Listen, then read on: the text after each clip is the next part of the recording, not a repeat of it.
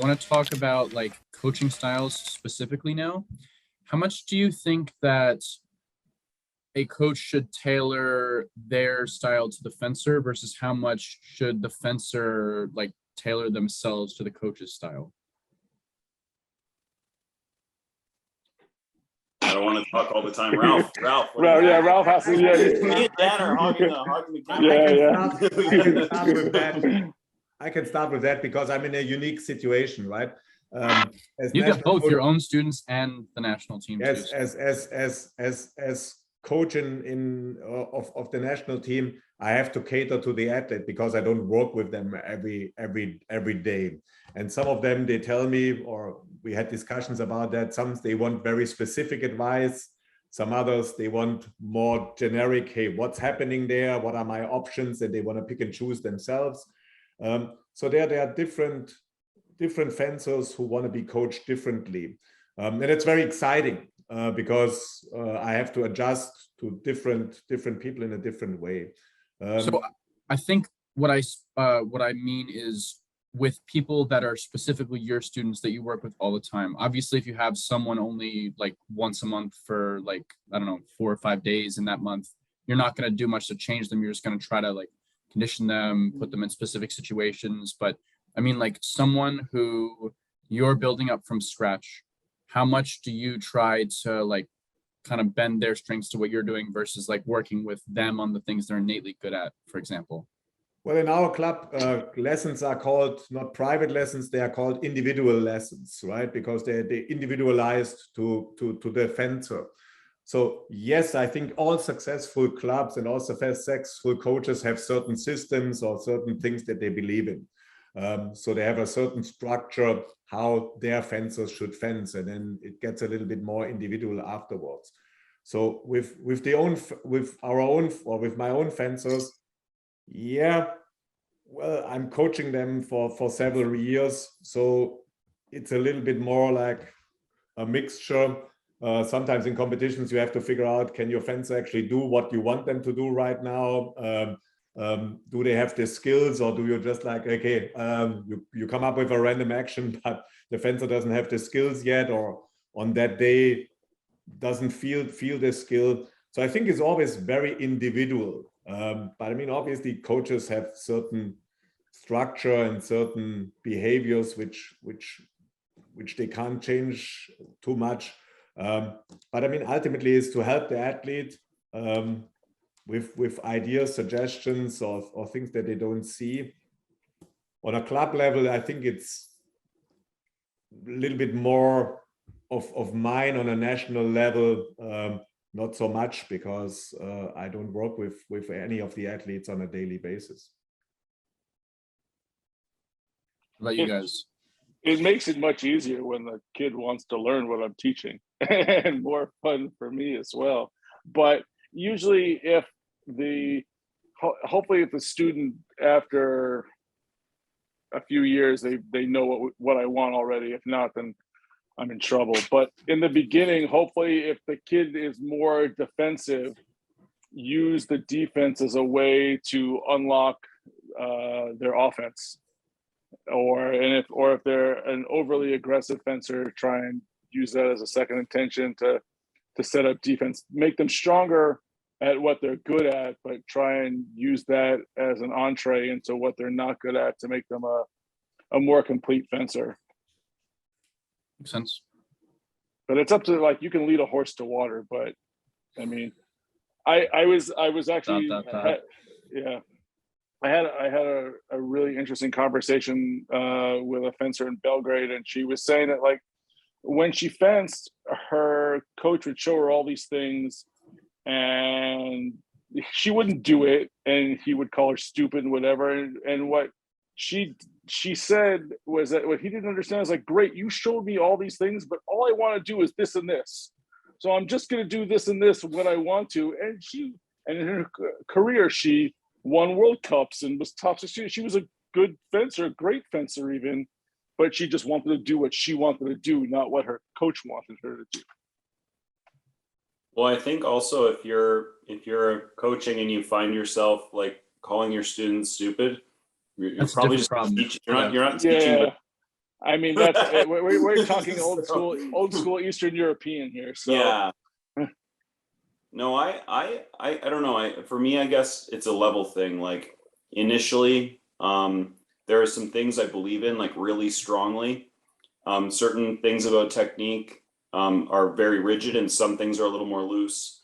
But distance and time just exists, and in a certain distance, a certain body it takes them this long to do a certain movement, and that's a quantifiable thing. It's not something you can be like. We can't have an argument about it.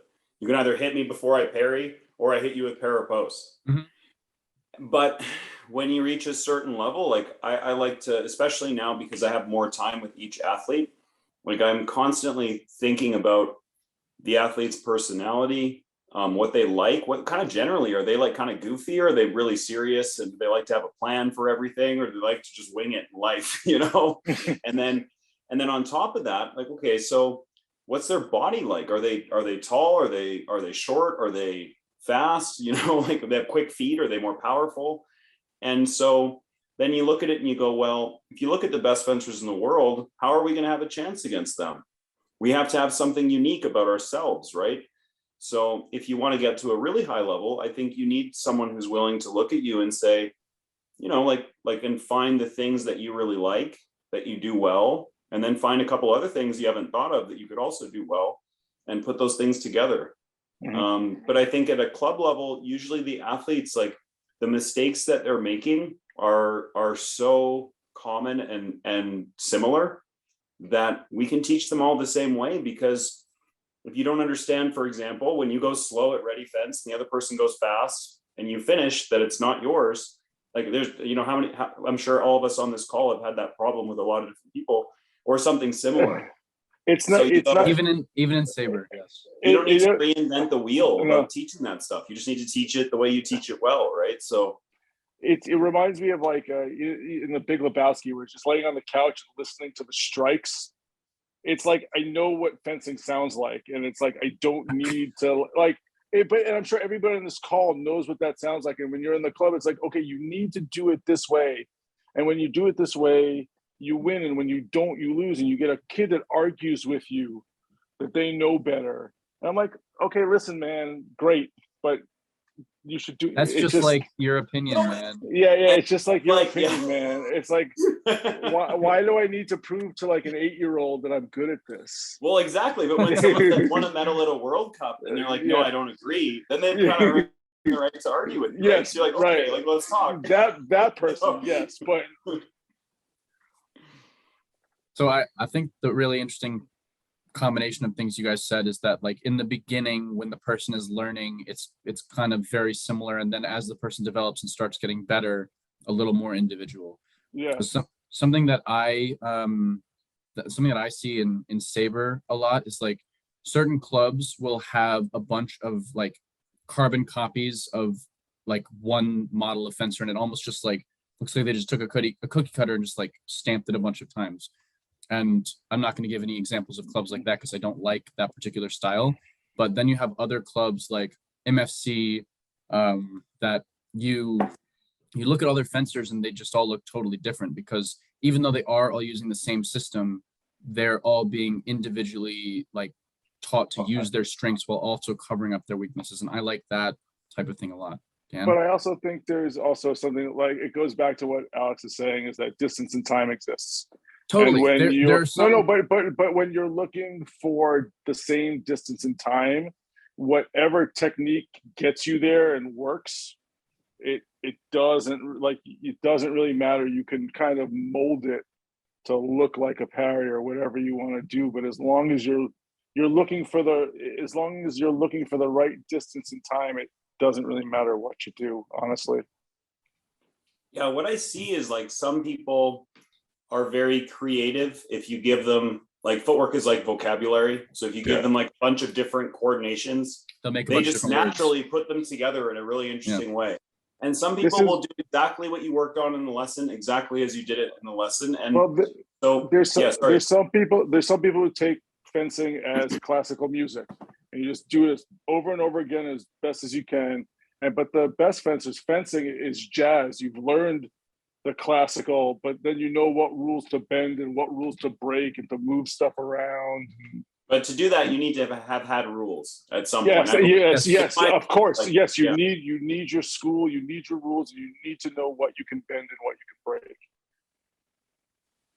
It's interesting. So the answer is shut up and listen to your coach. Yeah, there's that. So the next question that I was asked a lot is about point in line, and I know we're going to have some differences of opinions here. Dan's already laughing about this. I doubt it.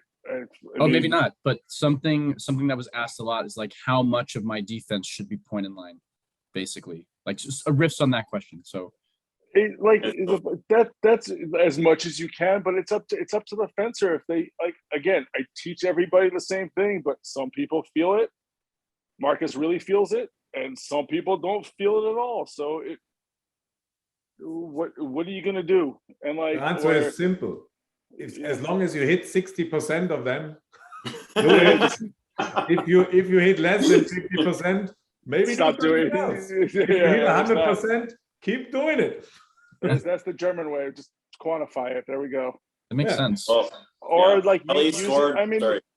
But you can use it for, you don't have to use it for line. You can use it for para post. You can use it for counterattack. You can use it to stop somebody and take over. You can use it in place of a false counterattack. So how much of my defense should be line is not like a question I can easily answer that way. I think if you're asking In that, Saber, I can answer the question very easily, very, very little, but that's not foil. So if you're asking, probably not that much of a percentage because you don't feel it that well. Like there's people who like Eleanor, I don't think she's ever scored a line. I truly believe she's never scored a line in her life.